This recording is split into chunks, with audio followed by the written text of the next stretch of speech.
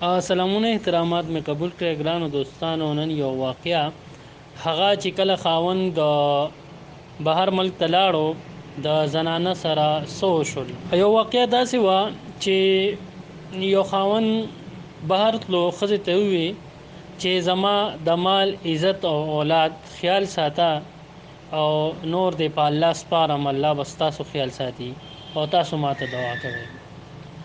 هغه مسافر ډیره مسافري وکړه، څه وخت پس راغی او خپل کور والو ته وویل چې په دې دومره وخت کې یا 10 کاله یا 15 کاله کې داسې ناخوشګواره واقعه هم مخې ته نه راغلی.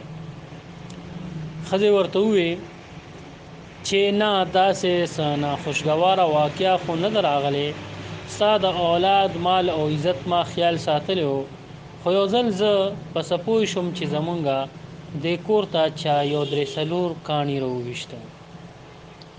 هغه سړی ځان سره لږ چپ شو، وی چې بالکل ما د الله د احکامو خیال ساتلی دی، نو الله تعالی زما خیال ساتلی دی. د ښځې ورته ووی چې دا څنګه خبره ده. خاوند ورته ووی چې ما هلته هم د خپل عزت ډیر خیال ساتلی دی او چرته ما هم بلې زنانه ته د غلط نظر باندې نه دی کتلی. خو یو ځل یو شپه زه پاڅېدم او یو زنانه چې د هغې خاوند کور نه و، هغې کره مې دکه شان یو 3 لوټې وویشتې چې د غلط نیت په تکلم، خو د هغې طرف څه جواب را نغی او ما ته هم الله هدایت نصیب کو. زما زړه کې راله چې دا غلط کار نه کوم، زما هم بچی او ښځه د الله په حواله دي. بس ښځې ورته ووي چې بالکل تا د بل د عزت خیال ساتلی دی، نو الله هم ستا د عزت هغه خیال ساتلی دی او ستا عزت بالکل بچ شوی دی.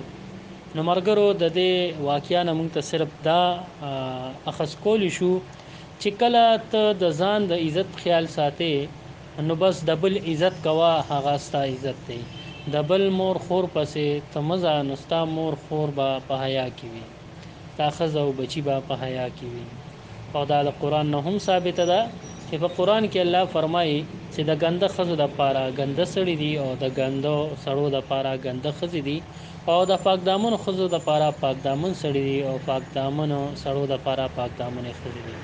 امید دی چې ویډیو به خوښه شوي. که ویډیو خوښه شوي لایک کې، چینل سبسکرایب کې، مونږ ته اجازه راکړئ. د لوی الله په امان.